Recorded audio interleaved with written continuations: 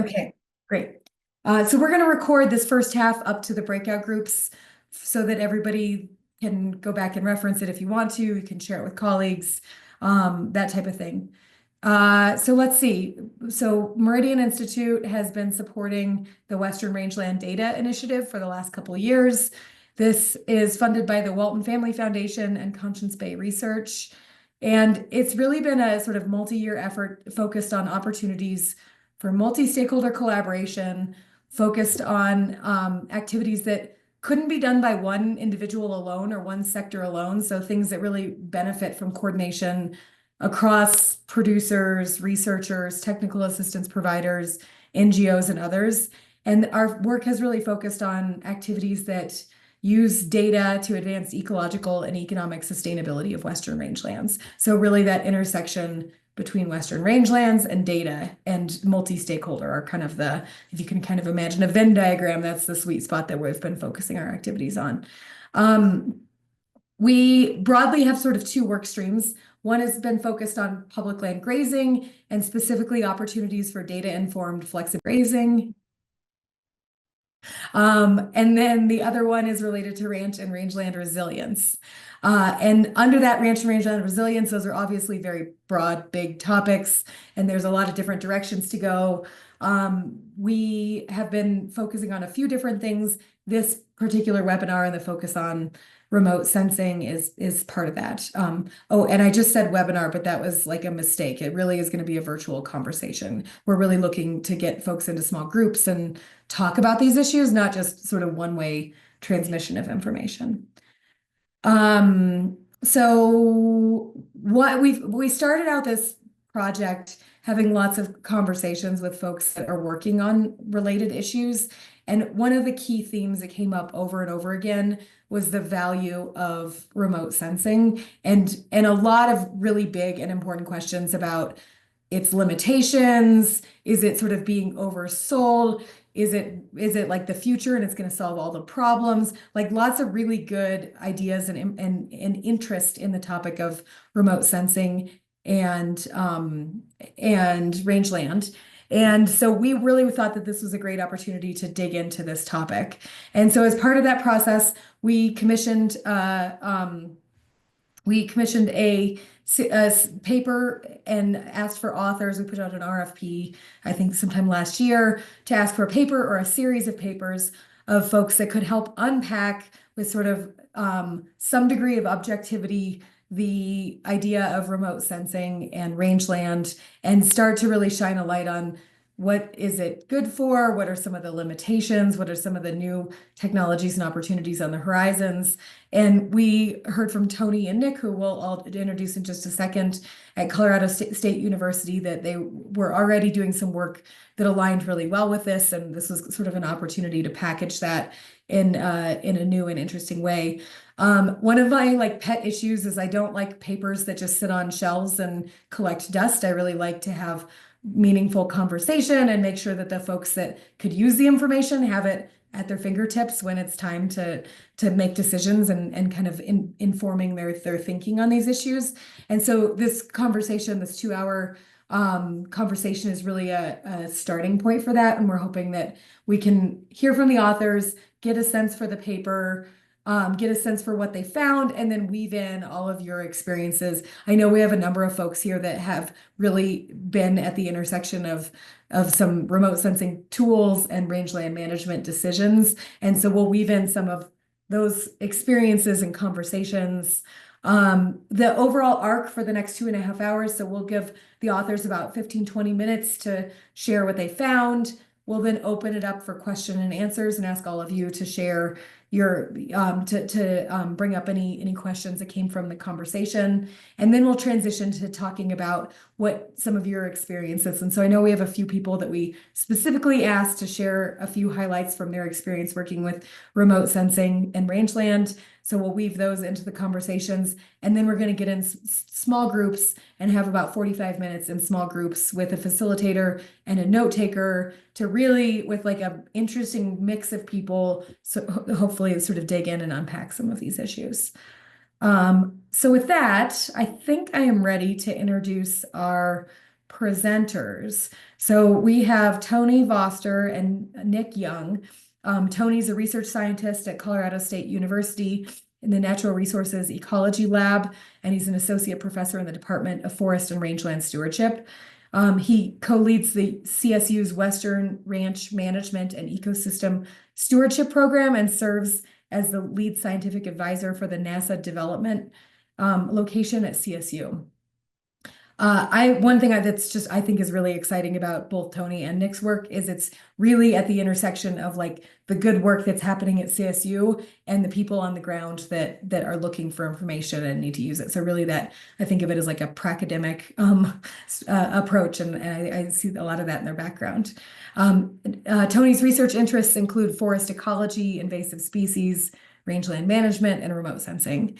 And then we have Nick Young, who's a senior research associate with the Natural Resource Ecology Lab at Colorado State University. And he is a research coordinator with the Western Ranch Management and Ecosystem Stewardship Program, as well as the NASA Develop program. So his work and applied research spans multiple disciplines, including landscape ecology, natural resource management, species distribution modeling, and wildlife, and often is looking at these things with the lens of remote sensing and co-developing with land stewards and practitioners. So again, I think we really have a tremendous resource and some folks that are super smart on remote sensing and also understand the realities of ranch and rangeland management in the Western US.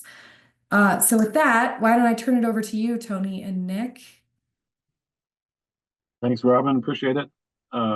Let me get my screen share set up. It'll take just a moment.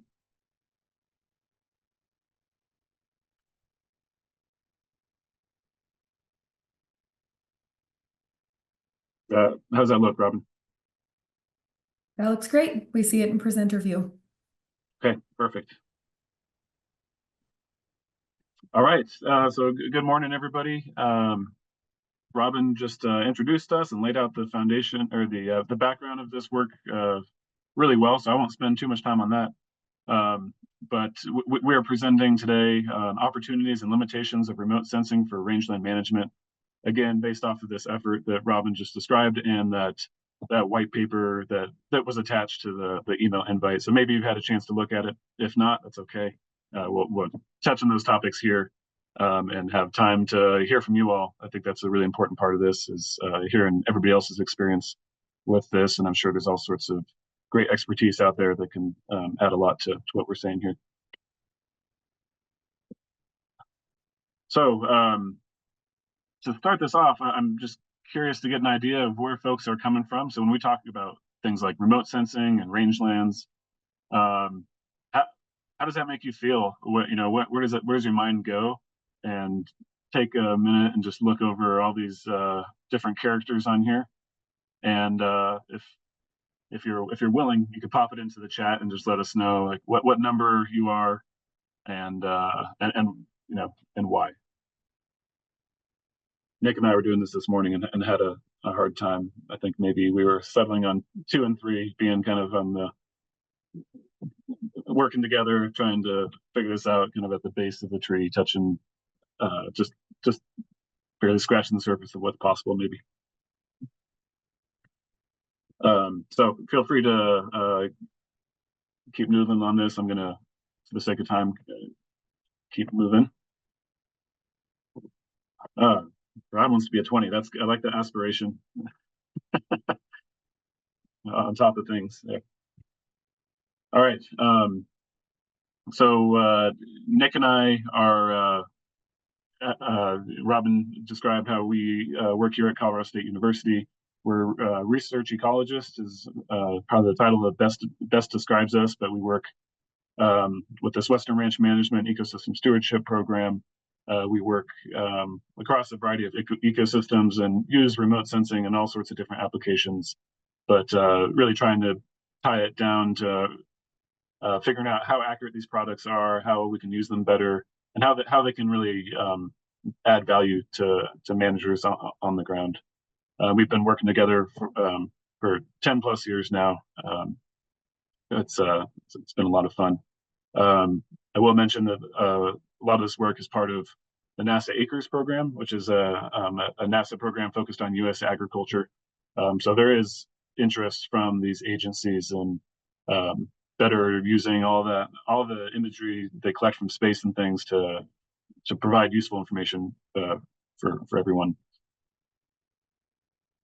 I think one of our one thing that kind of shapes an outlook that we have through our experience of doing the research side and developing these products and working with people on the ground is trying to strike that balance between understanding the value of remote sensing and where it can be helpful, but being cautious about its limitations and being aware of those, and also helping others to see those the potential, the considerations, limitations, and communicate that. I think there is, a gap to be filled here of the researchers and the folks developing these products and the people on the ground with their realities and interpreting those remote sensing products.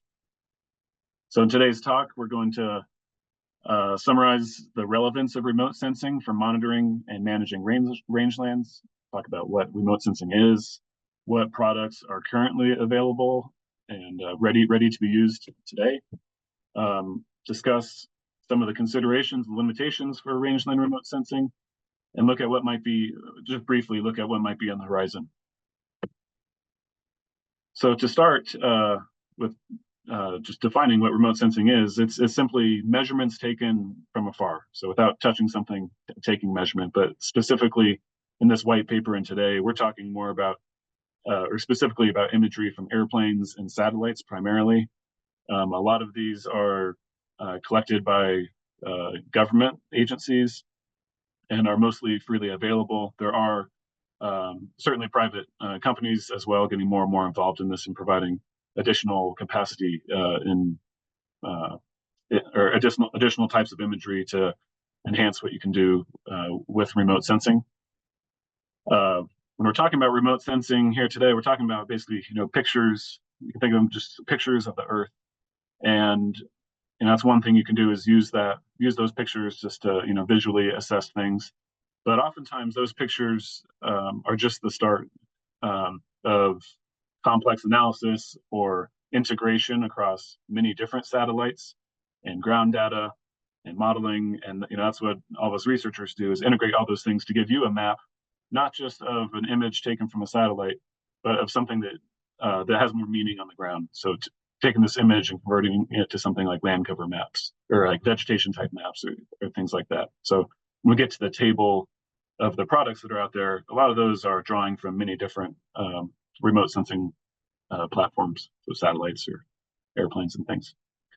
When you're thinking about remote sensing, it's good to have a few key characteristics in mind.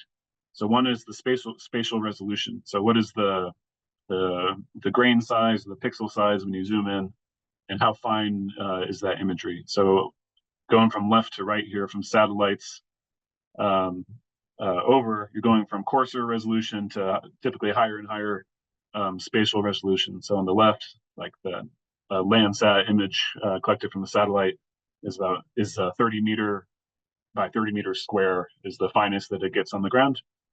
Whereas that aerial imagery collected from the airplane, it can vary, but it might be a half meter by half meter resolution, and then the drones, might be a few centimeters, and same with like LiDAR collected from aerial platform. Another key characteristic to think about is the temporal resolution. So how often is that imagery captured? Again, looking at examples on the slide here, those Landsat images are,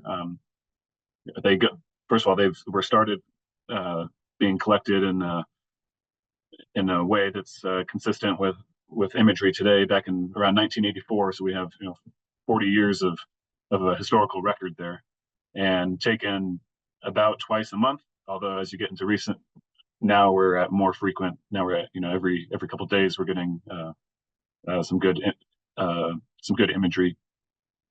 Where if you look at the aerial imagery there, it's great because it's high resolution. But you might that NAPE program collects that state by state once every 2 years, and it started in the early 2000s. So you're limited on looking at like seasonal changes in on the land. So there's real trade-offs here between the spatial resolution and the temporal resolution. Another is the radiometric resolution. So how many slices of the electromagnetic spectrum are you looking at?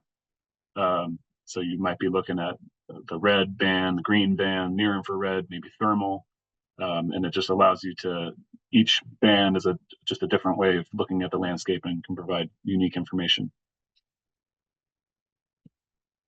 So remote sensing obviously is a very exciting thing for rangelands because it solves some key problems in rangeland management. And those are, the need to look across the whole landscape, which can be hard to do as a single person or even with a bunch of data across the landscape. It also gives you that historical record, that ability to look back in time and compare to current conditions. And like that Lake Powell change, right? That's those maps right there, those images tell quite the story by having that historical record. And like I mentioned earlier, with the radiometric resolution, it gives you the ability to see the landscape in a new way. Like the bottom right there, those white blobs are elk, and until you look at it in the thermal band, they don't pop out quite like that. So it just helps you see new things. So with that, I'm going to transition over to Nick. Thanks, Tony. So yeah, Tony set up kind of the background of all the different things that remote sensing can do. And one of the things we wanted to do is provide a good illustration of what are the current capabilities, especially as it pertains to rangeland management. And so one of the bigger products of this work is we put together this helpful table. And I know the resolution's a little bit hard to see right now, but we'll dig into this a little bit. But this provides a good kind of overview of the diversity that are out there in terms of existing remote sensing products. And when we're putting together this table, we wanted to think about what we wanted to include. And so some of the key things that we're thinking about is, of course, we wanted this to be applicable to rangeland managers. And, that's pretty broad, but we wanted to make sure we were including things that we thought would be useful for folks when they're trying to think about managing or exploring the landscape that they're in charge of. As Tony mentioned, we wanted these to be freely available. We strongly believe in making sure these are accessible. We don't want any barriers to obtaining this information. And luckily, a lot of these products are free. And so there is a bunch of products out there that are freely available. And we wanted to make sure that we listed what those are. And you can see here, we want to highlight a range of different observations and different applications that are out there. So we didn't do an exhaustive search of finding every existing product out there. We really wanted to highlight what that spectrum of different things available are to kind of get people thinking about these different things so that maybe once they get an example, maybe it's not quite the right fit, but they have an example and they can go off and maybe find something that's a little bit closer to what they're looking for. We wanted to find different products that were ready for public use, more or less. And so as Tony kind of hinted at, there's a process here with a lot of researchers that are engaged in remote sensing and developing products that would be useful. And, that takes a little bit of time. And if you just pluck something out right when it's kind of first being explored, those might not be easy to use for most folks. Maybe it's just a raw file that shows the output of a model. And that's not super accessible. Whereas a lot of, over time, those products get vetted and put into different tools that are a little bit more accessible. So maybe there's an online tool where you can go and access something and interact with it from a accessible standpoint. That being said, this list of example products, there are variability and accessibility. Some are a little bit easier to access and understand than others. Some of them might require a little background understanding of what exactly the product is providing before just jumping into it. All right, next slide, please. Working on it. Okay. All right. So this is here's the zoomed in version of this. And so I'm going to just talk a little bit about the structure of this table first. And so the first category that we want to think about is observation. So what is the general theme that this remote sensing product would fit into? And those themes that we came up with include things like vegetation production, also include things such as vegetation composition, climate and weather, fire risk, fire risk, carbon, wildlife. So there's a bunch of different observations that we included with our table. In addition to the observation, we wanted to think about the different applications that these could provide. And so specifically thinking about rangeland or land management, we wanted to kind of come up with some suggestions of how these different example products could be used. And those include a whole host of different things, from forecasting conditions, whether it's, weather conditions or rangeland conditions, monitoring, seeing how things are changing over time, being able to look at historical trends pertaining to different wildlife management, maybe looking at carrying capacity, risk management, business planning. So a host of different applications just kind of illustrate all the different ways that these things can be used. And then another feature we wanted to highlight is the measurement. If you want to just cycle to the next one, Tony. And so this is like, what exactly is that product showing? Because it's important to understand what exactly those products are presenting to you as the one using the information. And so this can range from things from like vegetation production, like what is the expected growth of the grass and forbs of an area, or the maybe the invasive species cover of a particular area, perhaps the flood risk of a particular area, or maybe it's just high resolution true imagery. And so we want to be clear about what exactly the measurement was for each one of these example products. And then we list an example product. Now, again, these aren't exhaustive, but we wanted to highlight one good example that we feel like does the job well, is probably one of the more approachable products out there, and give an example of what that is. And then we also included a description to go along with it.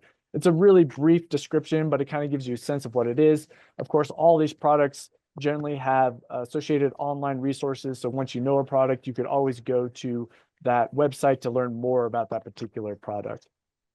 And then finally, there was a few other information that we wanted to include, such as the years available. So like Tony's mentioned, a lot of the value that comes from remote sensing is being able to look back in time. And we've had pretty good, consistent imagery from 1986. And you'll see that a lot of the example products here leverage that history. And so you can see that from like the mid 1980s to present, we can kind of look at a lot of things from like different cover or different conditions over time. And so we want to highlight for these products, what years do they have available? And then finally, also going back to some of the key characteristics of remote sensing, want to provide what the spatial resolution is, because that can kind of inform the level of detail that you might need from these products, and whether or not it'd be applicable to the questions that you might have, or the issues that you might be trying to address.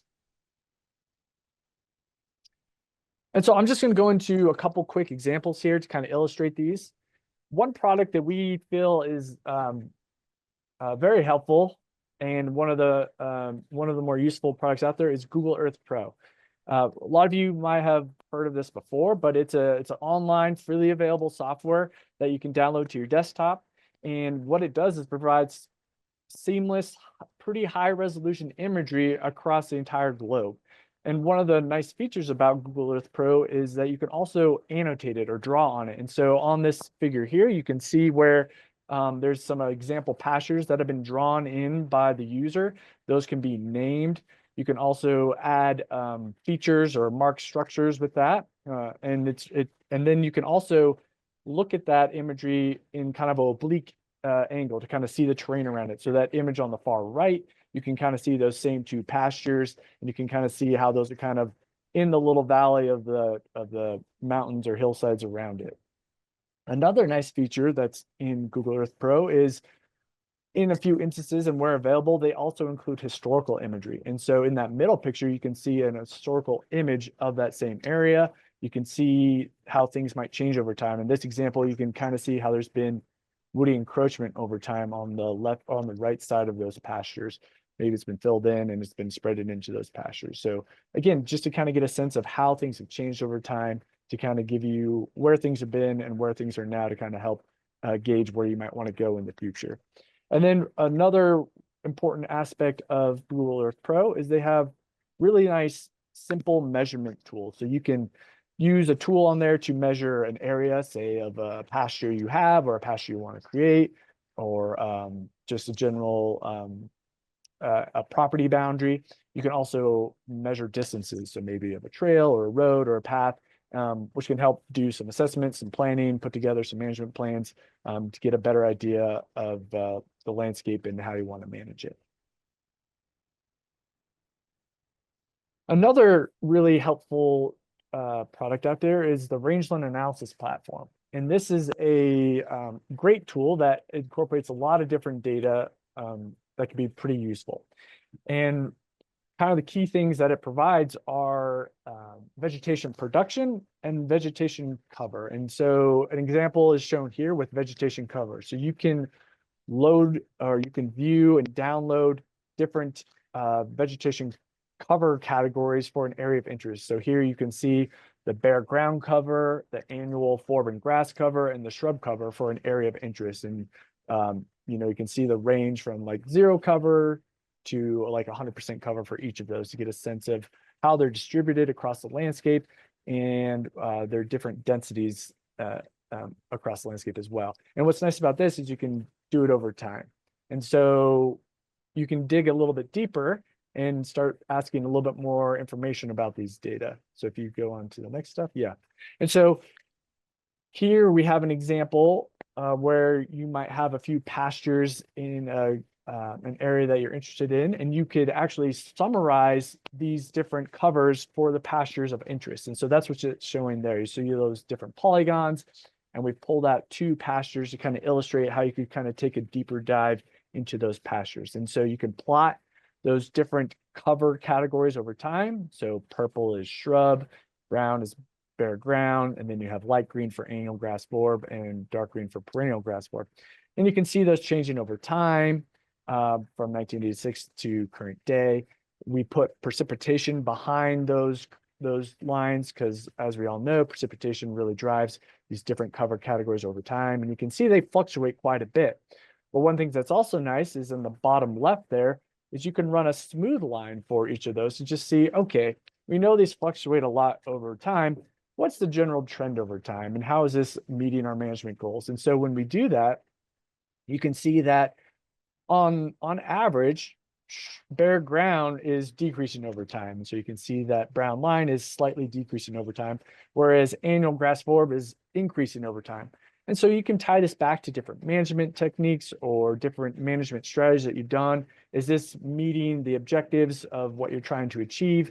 If not, maybe think about ways to adjust, or if so, great, and then continue on that path. So it just illustrates how you can kind of connect some of these remote sensing products to historical management practices and potentially how you might want to shift those in the future to achieve what you're after.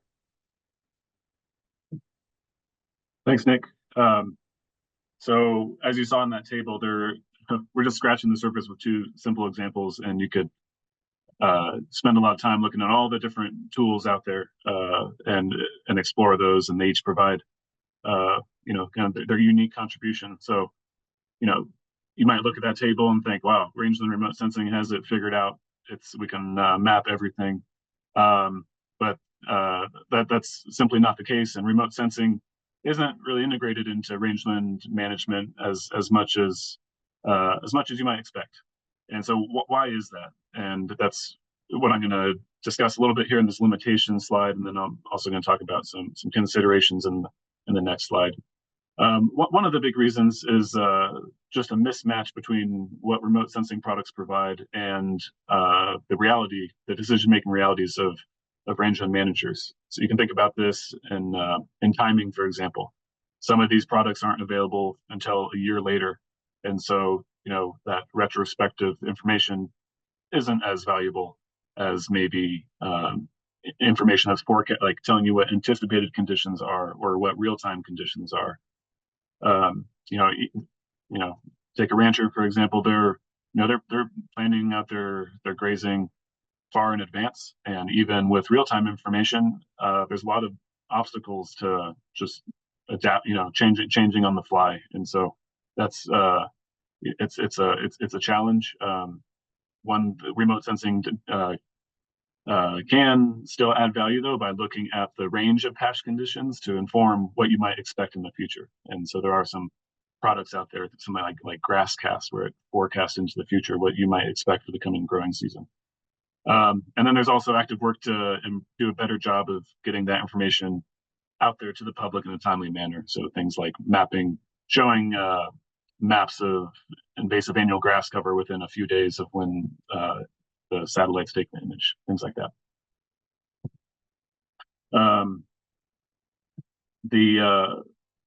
Another is remote sensing is often these products are often showing a map of one or a few variables, and in reality, rangeland managers, ranchers are out there and they are integrating so many different complexities to make their decisions. They're not just thinking about that one thing that's on the map, like the drought status. They're also thinking about their employee that's sick, the business side of things, what's going on with their allotment, et cetera, et cetera, et cetera, and all these things just pile up. And so I think remote sensing has some room to grow, and providing these different data products in a way that's more in one place, more centralized, so that you can look at more of the look at more dimensions of the landscape in a simple way. And there is movement in that direction too. Nick mentioned the range and analysis platform. You go to their website and there's a bunch of different products in a easy to access and central spot. Sorry, I'm not failing with my slide advancement here. The other is accuracy. It's error is unavoidable in making these products. There's going to be error in everything. But it's not just a binary of it's a good product or it's a bad product. It's kind of a spectrum. And so when you're thinking about the accuracy of these, you pull up a map on your property and you probably immediately get a feel for where it's more reliable, where it's less reliable, and that's where that on the ground knowledge can just help you gauge how useful the remote sensing really is. And think about, does it provide good enough of information? Do you have any alternatives, or is it the best available information? And kind of make a call for around how useful that information is going to be for you. Some other considerations, and a key one that we don't want to gloss over, is that remote sensing is a complement to on-the-ground experience and observation. It's certainly no replacement. And that on-the-ground experience and history on the land is what really unlocks the utility of remote sensing. You can show a map to one person who doesn't have any idea of the landscape, and show it to another person who's been there for a long time, and the patterns that jump out to them and are right off the bat. And it just has that much more meaning to when you have that on the ground knowledge too, and it gives you a way to gauge is it reliable for you or not, because the truth is that these products are often more reliable in some types of environments than other, and so you just have to kind of get to know them in your context and see if it adds value to you. Be sure to to understand the measurement that is being mapped or shown on the product that you're using.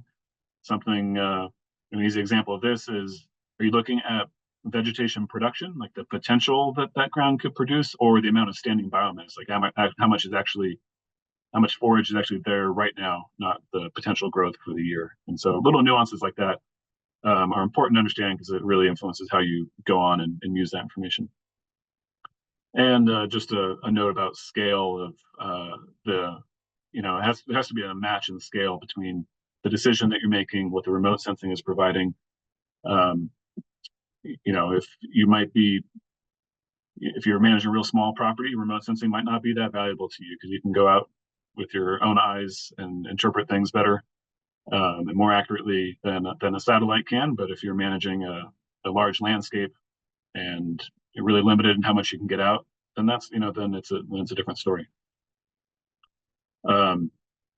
Data privacy is certainly a consideration here. Just be aware that this data is collected across land ownership boundaries. It's out there and it's freely available, so it's accessible to people who want to use it and summarize it and and analyze it over time. That there's nothing holding people back from doing that. I'm not saying that to scare you, but just to be aware of that, and it's just something to monitor.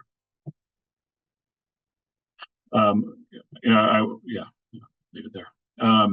So looking ahead, there are new sensors being launched in the coming years, especially. There's some really promising satellites that are going to advance our rangeland remote sensing, and there already have been in the past, 10 years. Remote sensing typically innovates at smaller scales. We figure out our methods and how to deliver the product before it gets scaled up. And so some things that are being kind of figured out at smaller scales and that I anticipate will one day be available at larger scales are things like the mapping of daily standing vegetation biomass, or quantifying forage quality, or this is a bit different example, but more use of drones and those and real-time tools. Another active area of work, at least where Nick and I are working a lot, is getting a better understanding of how remote sensing can serve operations. So how can it truly add value to you, to producers, and using that back and forth to really improve what's being put out there. And this is similar to this emphasis of creating products with on-the-ground utility, and there's agencies have the same charge. Researchers are interested in this, so I think we combine this with just society in general getting more and more literate with technology and all these things. That I think we're headed towards a place where remote sensing is more integrated into rangeland management. So thanks to the funders of this work through the Western Rangeland Data Initiative with Walton Family Foundation and Conscious Bay, NASA Acres, and for feedback throughout this process from the Western Rangelands Data Initiative Advisory Group, the staff there, and Dave Augustine. And with that, we can wrap up the presentation and get to the fun part of things, the discussion and questions. Awesome. Thank you both. That was great. It looks like maybe my video is frozen, but we'll keep going. Actually, I'm going to turn it to my colleague, Sarah Schmidt. I think she can talk us through the Q&A. We have, let's say, about 20 minutes for some discussion with the authors. We also want to save some time for hearing from folks about their own experiences with remote sensing. So Sarah, why don't I turn it over to you? Great. Thanks, Robin. Oh, we see you. You're back from the green screen. Good. Multiple of us have been having issues with Zoom lately at Meridian, so excuse that. But yeah, we have a few minutes for questions and answers from you all. Thank you, Tony and Nick, for diving into the complexity, the diversity of these tools, highlighting some of the considerations and limitations, which you will share the breakout group questions in a minute, but we're hoping to dive into more together there. So, and thank you also, Tony, for mentioning our advisory group.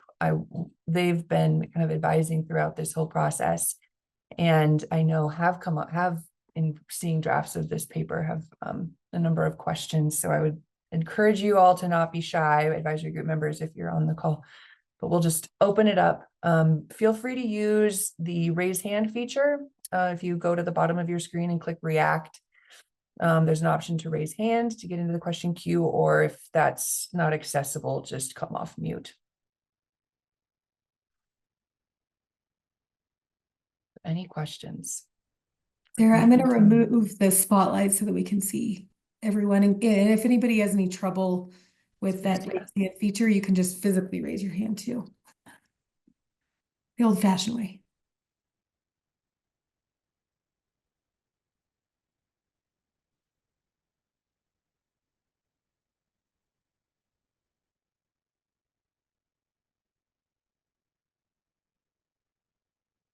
Any questions for our authors?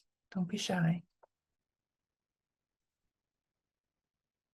Okay, I'm going to kick us off then. I'm going to pull one from the reservoir of our advisory group. One individual who I don't see on this call, otherwise I would call on him, was wondering, Tony and Nick, what do you think?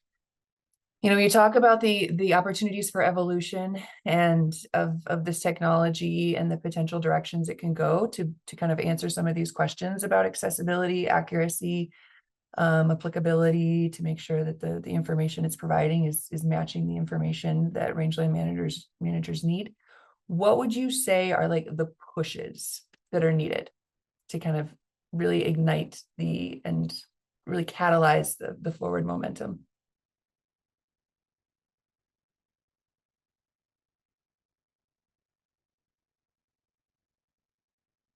That's a great question. I think one push is just more and more collaboration with the researchers, with the computer folks, with the ranchers, with folks in all sorts of other rangeland management settings, and iterating back and forth. You know, it's one thing just to push out a product and cross your fingers and hope that it's adopted. It's another thing to iterate back and forth. And you know, the most obvious things that can limit adoption become clear really quickly, and you know, can go back and be addressed. So I think that we need more back and forth like that.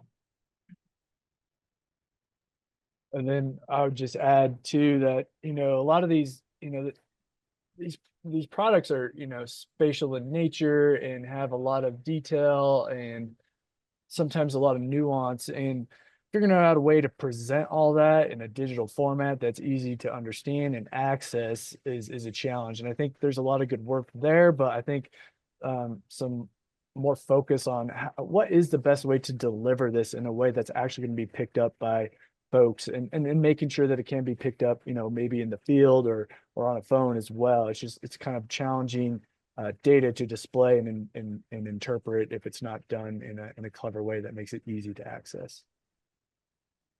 Sure, I might add one other, and that's the on the ground data. So all of these maps or the majority of them are made by using on the ground observations to develop the product and to test how good the products are. And that's a real pinch point, is having enough of that data across all the environments where we hope to apply this. And the more ground data you have, the better products you can make. And that's often us as researchers. That's often what we're scrounging for, is more ground data to improve the maps. Thank you both for speaking to that. I'll turn to Jenny Watts, also a WRDI advisory group member. Hi, Jenny. Thanks for the presentation, Nick and Tony, and for the scoping paper.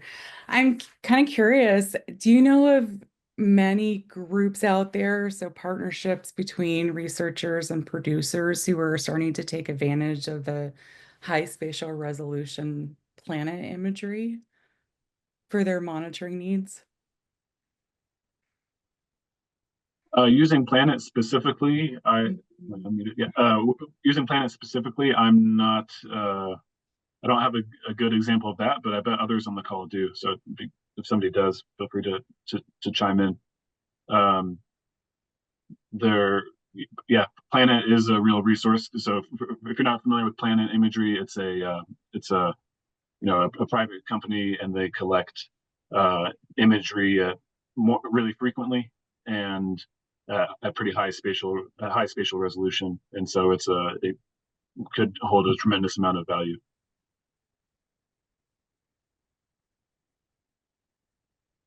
But also, it being a private company, that's one of the barriers too, is that you can use some amount of imagery for free, but once you get beyond that, you have to pay for it, and it makes these broad scale tools more expensive. And while it provides this huge wealth of imagery, it's not the same like analysis quality you could think of it as a lot of these satellites that are really closely calibrated. And so it can be harder to develop rigorous products off of that. I'm not saying you can do it, but it's a little bit harder. Our group is experimenting with it, but I was kind of wondering if others were also experimenting, and we could form kind of a coalition together to work on algorithm development. Well, has it been working well for you? Yeah, it takes a little bit more work up front, but I think once we get protocols in place, It's not as straightforward as Landsat, Sentinel, etc., but I think it's doable as long as you have the right ground data to work with. Love to see this exchange. This was part of the purpose of this virtual discussion. I think we can segue now. You probably noted on the agenda that recognizing the wealth of knowledge and experience in this virtual room, we wanted to open it up for participants to share their own experiences or examples. And before I segue to that, Henry, I'm guessing you Henry, please. Thanks. I had a question on the note of the algorithm side of things. I was curious if and what kind of sort of AI products or projects are trying to integrate all these different sources and data to potentially, I don't know, automate some of the ranch or range management process. If that's currently happening, or if that's still something that, you know, is sort of coming down the pipe in the future. I guess I'm just kind of curious to hear about what that landscape looks like. So right now, the AI and the machine learning and all that computer science is more on the development of these products. So using that ground data, pulling out the signal that you care about from all these different these different images from different times of year, different satellites, and creating the products. That's where the focus is on improving those maps. I can't speak to how it's being used to make decisions from those maps. Generally, I'm skeptical of the ability of AI to do that in a really great way, but I'm sure that people are figuring that out, and it can probably get you at least closer to, informing your decisions. But if others have thoughts, please jump in.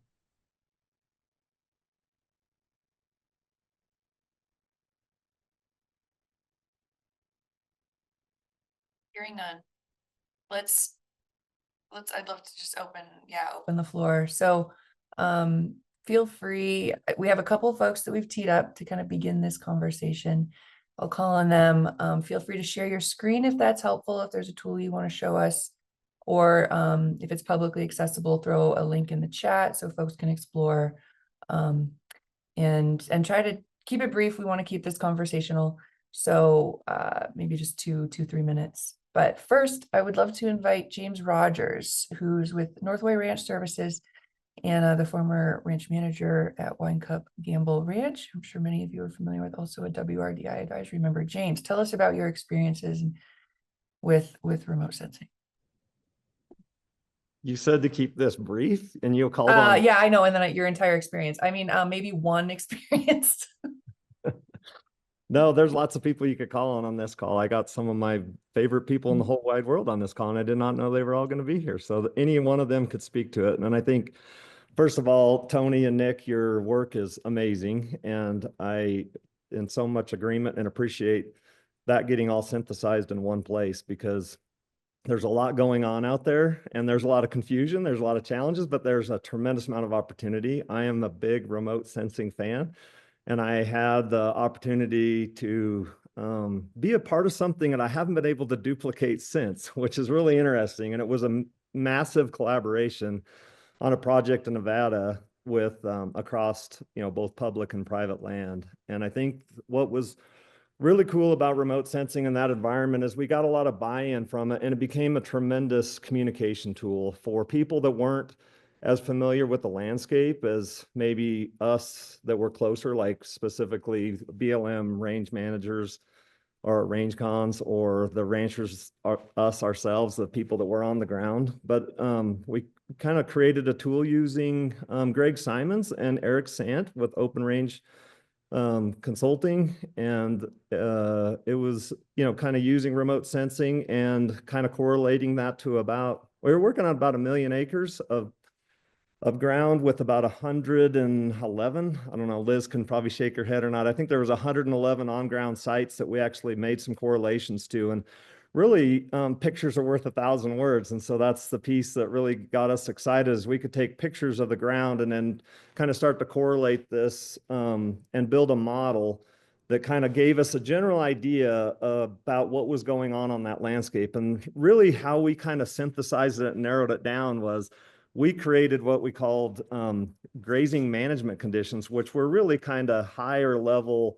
What was the conditions that we were up against in grazing this landscape? And we kind of created like 8 classes using this remote sensing technology to kind of, like there was crested wheat seedings, there was annual grasses, there was juniper dominated places, kind of big general buckets. And it was a really helpful tool for us to think about how would we manage those general graze, we ended up even generalizing a little bit more to like key conditions within these pastures. And so I don't know, it was a pretty amazing thing. And we had a lot of people's eyes on it. We did a lot of tours, which it kind of helped for people to see the ground and then see the maps and then kind of interact back and forth.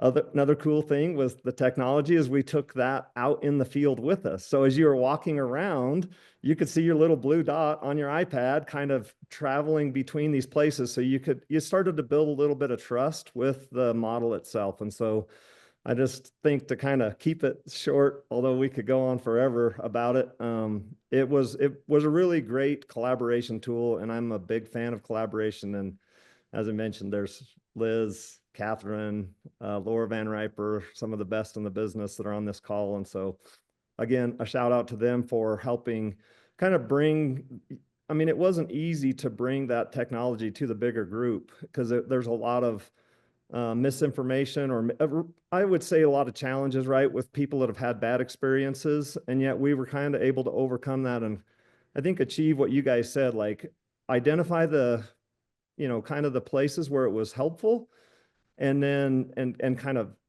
capitalize on that, and then kind of put away the parts that haven't been well proven out, or we knew we weren't, solid on some of that stuff. And so it was really helpful to kind of, have some other people that kind of had that same vision of how to. And so I'm excited about the future. Really appreciate this conversation and Meridian putting this together. So.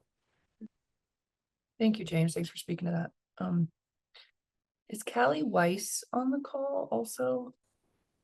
Callie, Laura, let us know. You might be willing and able to share an example that you're familiar with too. Yeah, more than happy to. First of all, thank you so much for putting this together. I'm really excited to continue with this conversation. I've been involved with some of the tool development stemming from a lot of these remote sensing products.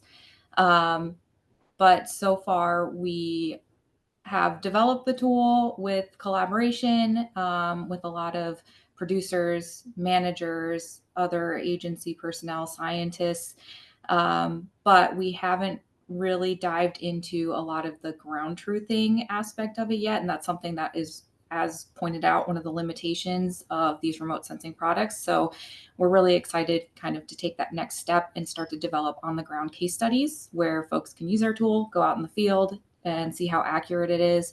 But I just wanted to really quickly, I can share my screen in a moment here, but just kind of go over what the tool is that we developed. So I'm a biologist with USGS, and I'm part of Peter Coates' research program. We primarily focus on supporting management decisions in sagebrush ecosystems. And my role is to take the science that we produce and make it actionable through things like web-based decision support tools. And so we were asked to participate in the Results-Oriented Grazing for Ecological Resilience, or ROGER group, which is a working group in Nevada, and that brought together producers, landowners, state and federal agency personnel, conservationists, and then researchers, with the goal of working towards results-oriented solutions for grazing management questions. And so USGS was part of the science advisory team, and we produced several products to support timely and science-based decision-making in rangelands. And one of the products I wanted to share was the grazing management tool that we developed. So this tool centralizes several publicly available data sets, And the idea is it can help producers and managers explore past landscape trends, and also plan future grazing for specific outcomes. And so it can be used to support decisions like where to perform targeted grazing for fuels reduction, or invasive species control, or if or when to rotate grazing to take advantage of available biomass or avoid potential conflicts with wildlife. And so this tool incorporates several products that are derived from remote sensing layers. So specifically, we use time series data from products like RAP and RC Map. And that can allow the users to track trends in invasive annual grasses or perennial grasses and biomass through time. We also pull in information like wildfire data that's been derived from remote sensing products, so MTBS, which was mentioned in that table before. But we can look at how wildfires impacted vegetation in the past, or maybe where there's a high likelihood of wildfire in the future that might be used to plan some targeted grazing to reduce fuels. And then really importantly, we take a lot of these remote sensing products and we actually use them as covariates and models to create additional maps that can predict things like the probability of cattle selecting an area to graze, or the probability of a species like sage grouse nesting in a particular area. And so we find that these are extremely important in using the remote sensing data to produce additional maps that can all be brought into a central platform and used to look at all of the different landscape characteristics to help support informed grazing decisions. So I can really quickly share my screen and give you a quick show of the tool here. I'll drop a link to this in the chat, but this is our grazing management tool. So we have 3 pieces to this tool here. We've got a map viewer, a plot, and then a table that summarizes results. I just wanted to show you some of the incorporation of the remote sensing products we have. So this map is interactive. I've selected 2 pastures, but this tool allows you to look at any pasture within the state of Nevada. So we've got wildlife information. These are all spatial layers that you can add to the map. So I was talking about how we can use remote sensing products to predict things like where source habitat for sage grouse, for example, occurs within a pasture. And then we have included all of the RAP and RC Map products. So you could look at things like forbs and grasses. So this is annual forbs and grasses within your area of interest. And these are time series data. So you're able to look at how this changes through time and kind of visualize that on the map. You can add information to this like wildfire, oops. And so you can hover over these wildfires and see when they occurred. So we've got this larger one that occurred in 2000. You can go back in time and look at what annual grass looked like before, and then kind of how annual grass potentially changes through time. And you can see it's, I'll zoom in a little bit here, but it's pretty restricted to increasing within that fire perimeter. So these are some of the things that the tool allows you to look at. One of the really exciting layers we were able to develop is this cattle selection surface. Go ahead and put that on there. But this layer allows you to look at where, where cattle are likely to select within your pasture of interest if you were to just turn them out into that pasture. So it's based on things like vegetation, topography, water availability, etc. And this is a really cool layer because you can overlap it with things like where wildlife occur, or maybe where you would expect increased burn probability in the future. And you can use that information to kind of develop grazing plans, as well as maybe do something like draw a virtual fence to target grazing in a particular area. So this is just an example, but you can draw a feature, and then you can actually save that feature and upload that into your virtual fence application as an example. You can also look at trends through time using the plot. So here we're looking at annual herbaceous cover from RC map through time. You can add multiple variables here if you wanted to look at something like annual herbaceous and precipitation, for example. And then also we allow the user to summarize all of the data of interest. You can click what you want. It summarizes it in a table across several years. I'll leave it at that for now. Thank you, Callie. We have time for good. Yeah, I see Chris's question in the chat. I think Callie mentioned she could share the link. We have time for maybe one more. We'd love to hear from anyone else. But anything that they're working on, working in, excited about, something that hasn't worked and why.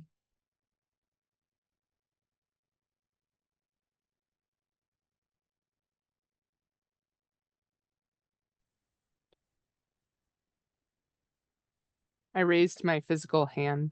Oh, sorry, Catherine. I didn't see you. Catherine, please. That's okay. I really appreciate the works that's going into this, and I think we can all appreciate the utility and increasing utility of these tools. In Nevada, we have lots of cheatgrass, right? We're really interested in pursuing a variety of targeted and prescribed grazing treatments associated with that, maybe coupling it with, some restoration actions as well.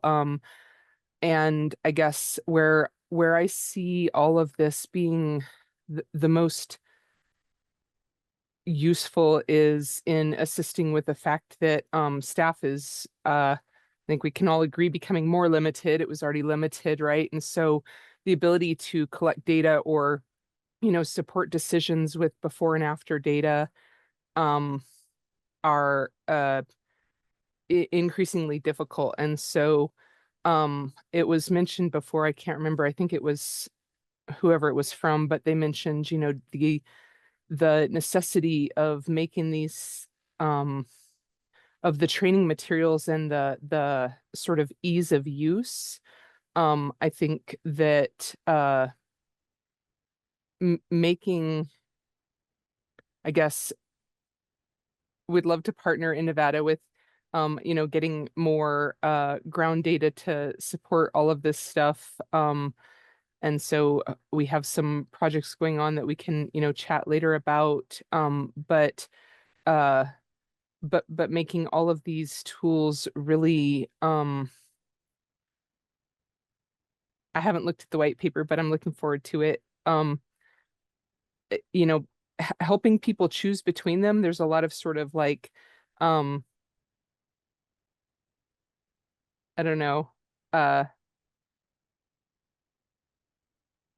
big minds have disagreements that some of the rest of us don't understand, right? So there's a lot of sort of scientific disagreements between what some of the tools can or can't do that only like super smart people know how to interpret all of that. And so the rest of us just need to know like what tool can I use for what purpose, and easily how do I do that, right? And so I think that the takeaway that I have would be that all of the tools that are available do have purposes, and some of them are the same, but most of them are different. And that's why they were, all created. And so helping the common user that has limited time to research all of this on their own be able to just cut to the chase and find functionality in all these all this great ability, and being able to then be able to extrapolate a couple points on the ground to a landscape. And that's part of like what James on the Wine Cup and what they were really able to do is with BLM we have a lot of point data, right? And being able to interpret that on a larger scale and understand a larger functionality of that too. So that's it. Thank you, Catherine. Liz also put in the chat, Sarah, I don't know if you saw it, but No, I to me, didn't. the challenge that keeps popping up is how do we build management frameworks that allow for adaptive decision-making based on this fast-moving space?